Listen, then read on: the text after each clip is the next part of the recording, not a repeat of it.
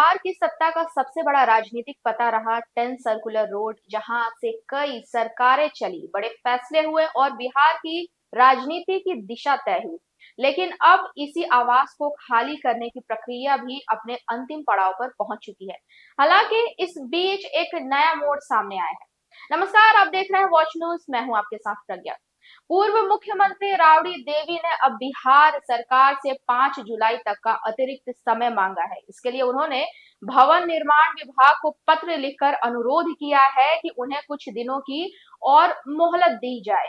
दिलचस्प बात यह है कि 5 जुलाई को राष्ट्रीय जनता दल आरजेडी का स्थापन दिवस है और अब सवाल उठता है कि आखिर अतिरिक्त समय क्यों मांगा गया। दरअसल इसकी सबसे बड़ी वजह है चार्ज रजिस्टर। यही वह आधिकारिक दस्तावेज है जिसमें वर्ष 2006 में यह सरकारी आवास आवंटित किए जाने के समय बंगले में मौजूद सभी सरकारी सामानों का पूरा विवरण दर्ज किया गया था।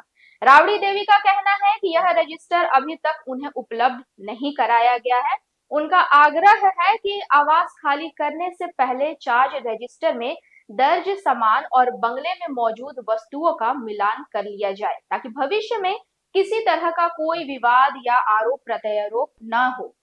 इसी पत्र में उन्होंने भवन निर्माण विभाग से यह भी अनुरोध किया है कि जब वे आवास खाली करें, उस समय विभाग का एक अधिकृत अधिकारी मौजूद रहे, ताकि पूरी प्रक्रिया पारदर्शी तरीके से पूरी हो सके।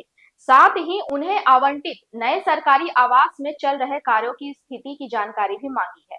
वहीं राजद नेता भोला यादव ने भी कहा है कि जब तक चार्ज रजिस्टर उपलब्ध नहीं कराया जाता, तब तक आवास खाली करना संभव नहीं है। इधर सोमवार को 10 सर्कुलर रोड के बाहर हलचल तेज रही। बंगले से सामान ट्रकों में लादकर नए आवास की ओर भेजा जाता दिखाई दिया। इसी दौरान राजद सुप्रीमो लालू प्रसाद यादव भी बिना सुरक्षा कर्मियों के आवास से बाहर निकलते नजर आए। इसी पर राजद के वरिष्ठ नेता अब्दुल बारी सिद्दीकी ने बताया कि लालू प्रसाद यादव सिर्फ टहलने के लिए बाहर निकले थे। उन्होंने कहा कि उनका स्वास्थ्य पहले से बेहतर है, हालांकि वे अभी पूरी तरह स्वस्थ नहीं हुए हैं।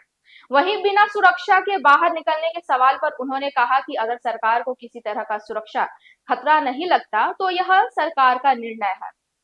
यह खबर सिर्फ एक सरकारी बंगला खाली करने की नहीं है, बल्कि सरकारी संपत्ति के हस्तांतरण की पूरी प्रक्रिया को समझने का भी मौका है। आम लोगों के लिए यह संदेश महत्वपूर्ण है कि जब कोई सरकारी आवास या सरकारी संपत्ति सौंपी जाती है तो उसका रिकॉर्ड, सामान का मिलान और आधिकारिक हस्तांतरण कानूनी प्रक्रिया का हिस्सा होता है। वहीं राजनीतिक रूप से भी यह घटनाक्रम इसलिए अहम है क्योंकि दशकों तक बिहार की राजनीति का केंद्र रहे इस आवास से अब एक नया अध्याय शुरू होने जा रहा है, जिस पर पूरे राज्य की नजर बनी हुई है। ऐसे ही अपडेट्स के लिए बने रहे वॉच न्यूज के साथ।